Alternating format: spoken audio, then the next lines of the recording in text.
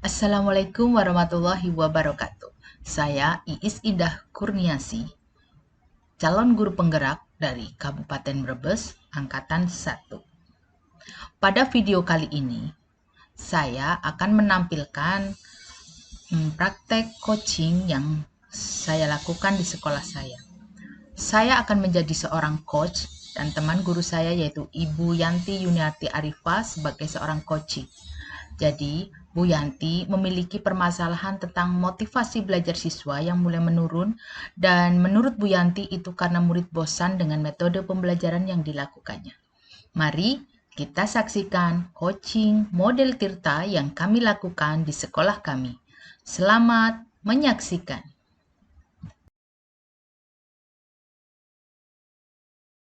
Kita ngobrol-ngobrol. Iya. Gimana Bu Yanti, ada keluhan apa nih? Ini Bu, kebetulan saya ngajar di kelas 5 itu punya permasalahan, berarti kan permasalahan tentang siswa ya Bu ya, dimana pada masa pandemi ini kok muncul beberapa masalah yang kayaknya di pikiran saya itu di pikiran dan hati saya itu ganjil. Iya, jadi itu ya Bu Yanti merasa nggak nyaman gitu ya. Makanya kelihatannya kok air-air ini kok Bu Yanti kelihatan itu nggak bergairah. Jadi gini Bu, kalau kita ngobrol hari ini, kira-kira tujuannya apa ini?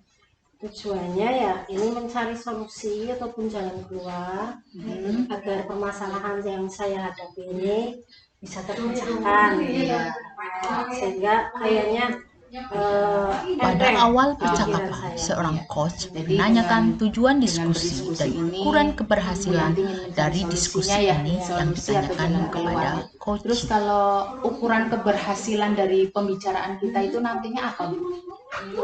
Ukurannya keberhasilan yang bisa saya terapkan dan bisa saya tindak lanjuti di kelas, agar pembelajaran di kelas itu lebih baik lagi, siswa pun diajak bekerja sama, baik itu dalam mengerjakan tugas ataupun mungkin mendengarkan materi, itu lebih nyaman, tidak bosan, dan akhirnya nanti bisa mendapatkan nilai yang maksimal. Oh begitu. Jadi itu yang ingin Bu Yanti capai dalam pembicaraan sekarang ini ya. Ingin agar nantinya anak-anak itu menjadi lebih senang lagi belajar ya, supaya Bu Yanti juga nyaman di kelas ya Bu. Iya. Mudah-mudahan dengan pembicaraan ini kita bisa menemukan solusinya. Nah sekarang hari ini tuh sebenarnya perasaan Bu Yanti itu bagaimana? Kemudian, coach mengidentifikasi masalah yang ada pada diri coach. Masih bingung bagaimana caranya supaya permasalahan yang saya hadapi ini ada jalan keluarnya, sebab sebentar lagi juga kita akan menghadapi tes kenaikan kelas, tapi kok kayaknya minat belajar anak itu sekarang berkurang. Oh iya, jadi itu masalahnya ya, Bu Yanti merasa unek-uneknya belum keluar. Nah sekarang Bu, kendala atau yang Ibu rasakan itu apa itu? Berarti masalahnya dari semuanya itu. Masalahnya itu yang pertama ya, itu pada KBM baru mau dimulai, siswa kok sudah minta pulang. Kemudian siswa kalau diberi tugas itu menawar, nah, katanya jangan terlalu banyak Bu, padahal itu ukurannya kebetulan kan satu minggu itu kan masuknya 2 hari. Nah biasanya saya bertugas untuk 3 hari, satu tugas 1 hari, tapi mereka masih menawar. Karena mereka protes, dan misalnya saya bertugas sesuai dengan keinginan mereka, itu mereka pun juga protes, nggak mau, katanya sulit. Iya, ini maaf ya Bu, saya agak catat-catat dulu Ya. itu untuk mengingatkan saya saja dengan mungkin ada garis besarnya begitu Bu ya. Jadi kalau tadi yang Bu yang diceritakan tentang murid ibu yang tidak mau mengumpulkan tugas, kemudian inginnya cepat pulang. Jadi saya simpulkan itu karena mungkin masalahnya adalah motivasi anak dalam belajar itu sudah menurun ya Bu ya. Sudah menurun, kemudian akhirnya anak bosan di kelas, inginnya cepat pulang, dan tugas-tugasnya pun akhirnya tidak maksimal ya, jadi itu masalahnya ya Bu. Nah, dari masalah yang Ibu hadapi itu ya,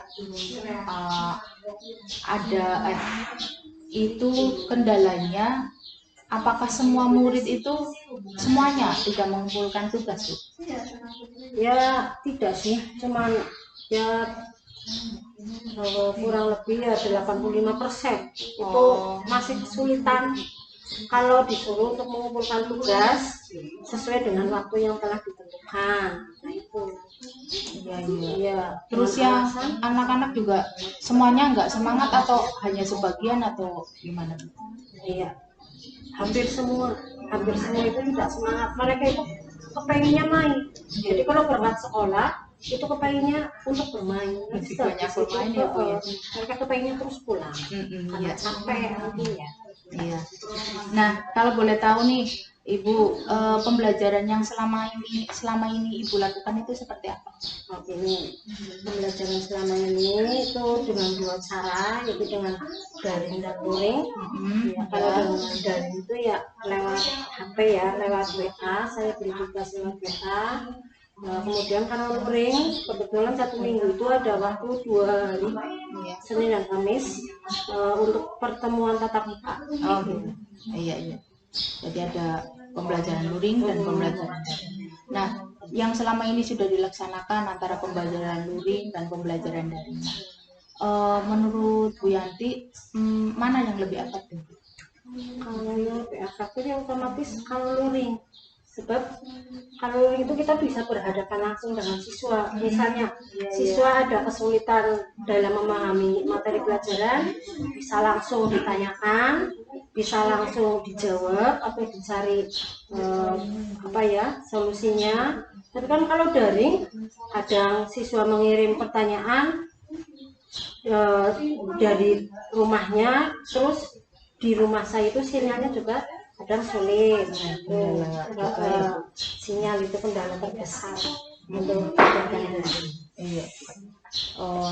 Sudah kendalanya dari sinyal ya. Terus anak-anaknya juga sudah tidak bersemangat ya Bu. Kadang anaknya juga ada yang tidak punya HP, ada yang punya HP tapi paketannya tidak punya. Jadi sekarang Ibu sudah tahu ya penyebabnya anak-anak itu tidak semangat belajar ya, itu karena tadi lebih suka bermain.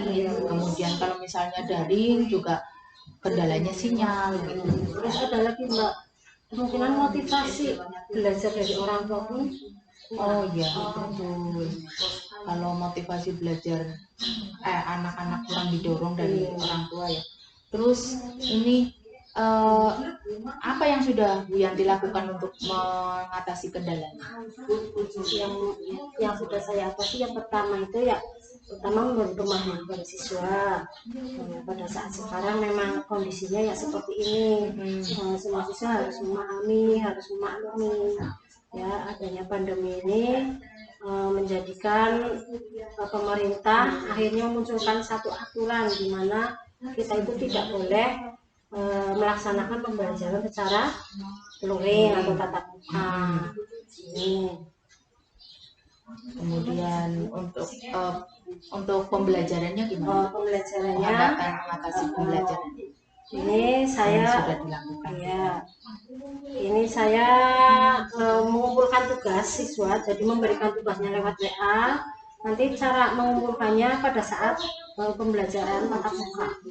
Itu siswa mengumpulkan tugas, dan juga saya juga ngomong sama kepala sekolah agar karena banyak sekali kendalanya untuk tatap muka 1 minggu 2 hari, saya mengusulkan ke kepala sekolah untuk menambah jumlah hari tatap muka dalam satu minggu. Iya.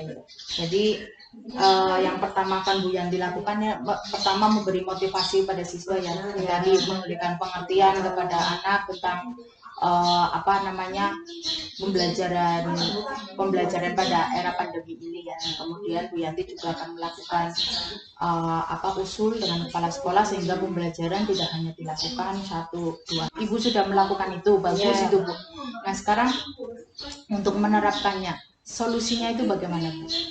Solusinya ini melakukan refleksi, ya, supaya tidak bosan ya tadi ya, memotivasi anak. Terus mencari metode pembelajaran yang baik, apapun yang membuat anak betah, dan juga mengadakan pendekatan kepada orang tua juga supaya mereka memberi motivasi kepada anak-anaknya agar anak-anaknya itu lebih meningkatkan kegiatan belajar. Iya, betul Bu.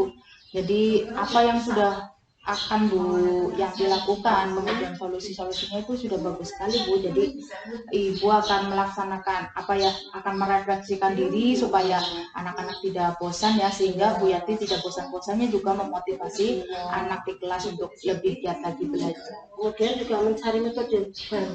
Oh iya, metode baru yang bisa memberi semangat kepada anak untuk belajar. Ya, dan juga mungkin membuat variasi tugas, ya tidak monoton hanya memberi tugas misalnya isian saja atau biar ganda saja, mungkin dengan cara anak disuruh praktek atau gimana supaya anak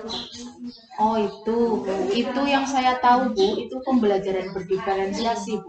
Jadi Ibu akan menerapkan pembelajaran berdiferensiasi. Jadi dengan memetakan kebutuhan belajar anak. Wah, bagus sekali Bu. Iya, kebetulan di sekolah kita juga kemarin dapat bantuan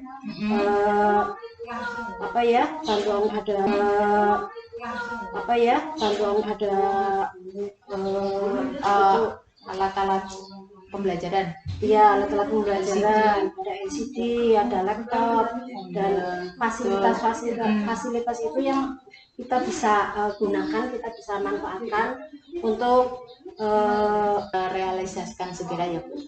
Kemudian nih dari solusi tadi yang Ibu sampaikan itu, kira-kira Bu untuk tingkat keberhasilannya itu seperti apa ya Bu?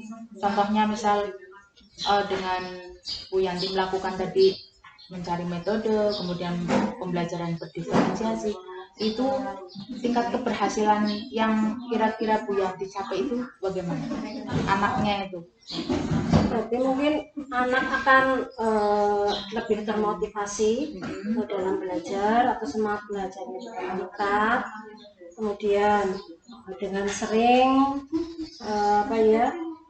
bergaul dengan teman, mungkin kerjasama dalam mengerjakan tugas, semangat anak belajar pun tambah meningkat. Oh iya, bagus Bu. Semoga saja anak-anak lebih semangat lagi ya Bu, lebih semangat lagi.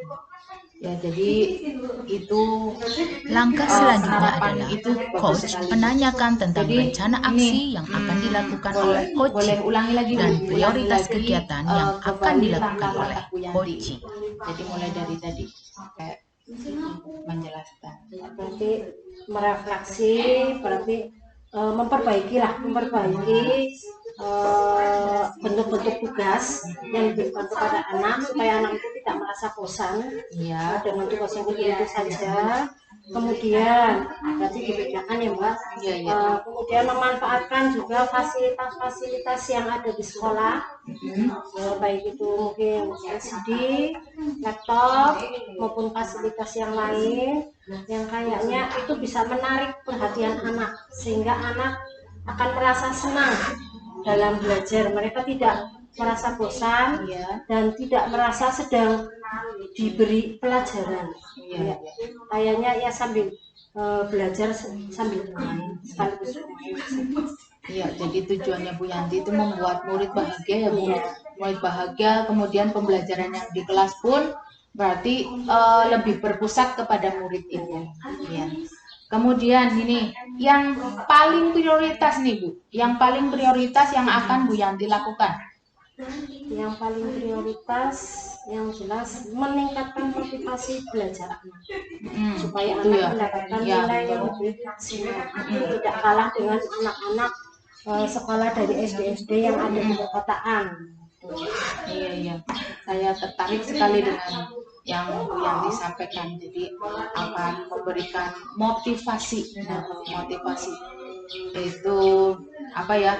Artinya Bu Yanti akan memberikan apa ya, semangat ya Bu, semangat. Jadi semangat yang diberikan oleh guru atau namanya apa ya, kemampuan eksternal ya, kemampuan eksternal untuk dari guru luar biasa.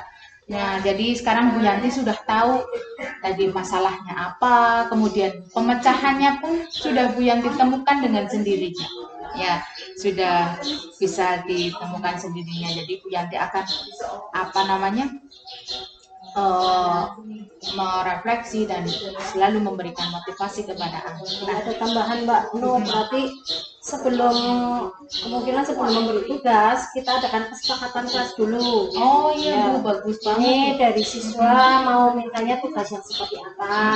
Iya. Nanti kan ada tanggung jawab. Iya, Misalnya betul. dari siswa tersebut mau tidak mau mengerjakan tugas, berarti sesuai dengan komitmen awal. Mungkin siswa tersebut harus bagaimana, misalnya tidak mengerjakan tugas, kemudian juga berusaha membuat pembelajaran yang sesuai dengan RPP diferensiasi itu yang tadi berpusat pada siswa dengan memanfaatkan fasilitas-fasilitas yang ada di sekolah. Iya, Bu. Menarik sekali itu tentang kesepakatan kelas Bu. Jadi kesepakatan kelas itu dibuat untuk jadi kelas kita itu akan lebih terkondisi dengan kesepakatan yang diberikan siswa sendiri ya. Ya, itu terima kasih. Langkah ya, Bu. model Kemudian, cerita selanjutnya adalah sekarang tanggung jawab komitmen dengan apa nih menanyakan yang komitmen akan Bu dan Yanti tindak lakukan? lanjut yang akan dilakukan Komitmen oleh yang coach. dilakukan itu merefleksi diri untuk meningkatkan kegiatan pembelajaran supaya menarik dan memberi tantangan kepada siswa dan seolah-olah siswa itu tidak sedang diberi tugas. Jadi siswa akan merasa tertarik, merasa betah, yang akhirnya muncul keinginan mereka, motivasi dalam diri mereka bahwa saya juga harus belajar, saya juga harus pintar. Oh begitu Bu, ya semangat Bu Yanti memang luar biasa ya Bu.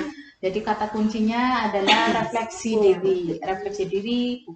Bu Yanti mencari apa namanya, kelemahan dan kelebihan dari pembelajaran yang Bu Yanti lakukan selama ini ya Bu, sehingga nanti akan diterapkan kepada murid-murid Ibu dengan mencari metode yang baru yang pas. Nah, tadi Bu Yanti sudah melakukan komitmen nih. Nah, kira-kira nih Bu, barangkali nanti Bu Yanti kok lupa atau apa. Kira-kira siapa ya Bu yang bisa mengingatkan tentang komitmennya Bu Yanti? Ya, sebelum diadakan pembelajaran ataupun mungkin pada awal saya mendapatkan permasalahan, biasanya kan di sharing dulu, melakukan sharing dulu dengan teman-teman yang mengajar kelas lain, barangkali mereka juga mengalami hal yang sama, kendalanya dengan saya, dan mungkin mereka sudah bisa mencari solusi, mendapatkan jalan keluar bagaimana bisa keluar dari masalah tersebut. Nah, jadi untuk komitmen ini ya, misalnya saya lupa, ini saya minta diingatkan kepada teman-teman guru yang lain, juga kemudian kepala sekolah tentunya, mungkin sewaktu-waktu juga wali murid juga bisa ikut mengingatkan apabila ya gurunya itu dalam mengajar bisa keluar jalur atau lupa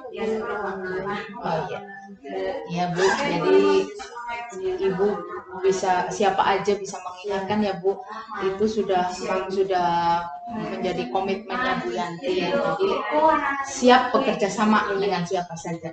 Nah, sekarang Bu Yanti, setelah Bu Yanti sudah mengungkapkan semuanya, kemudian menemukan solusinya. Nah, sekarang Bu Yanti perasaannya bagaimana? Perasaannya ya berarti lebih lega, Sudah lebih lega ya Bu. Pikirannya pun enteng Hmm. dan lebih bersemangat. Iya. Lebih bersemangat untuk bisa merubah kebiasaan siswa yang tadinya kayaknya sulit sekali dalam diajak belajar, sulit sekali diberi tugas untuk dikerjakan. Ini Bismillah, ini Ada gambaran dah. ya, saya termotivasi. Iya. Mulai dari bawah dulu, sedikit demi sedikit, Ya, insya Allah berhasil. Ya, amin. Nah, itu untuk kepentingan bersama juga ya Bu. Nanti bisa dari hasil refleksinya Bu Yanti itu bisa ditularkan ke teman-teman. Ya, saya juga banyak belajar dari Bu Yanti nih, dari masalah yang Bu Yanti hadapi ini. Ya, jadi kira-kira ada lagi Bu yang ingin sampaikan atau sudah cukup Kayaknya sudah masalahnya? Udah lega? sudah Oh iya. sudah fresh. Udah fresh lagi.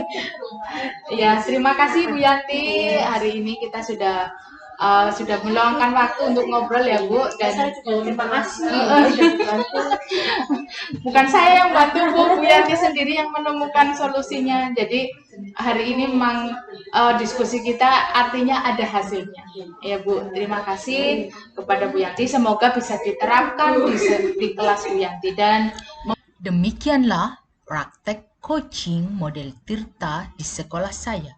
Dengan coaching model Tirta, seorang coach dapat menggali potensi orang lain, sehingga coach akan menemukan solusi dari masalah yang dihadapinya. Terima kasih. Salam Guru Penggerak Indonesia. Guru Penggerak Merdeka Belajar. Assalamualaikum warahmatullahi wabarakatuh.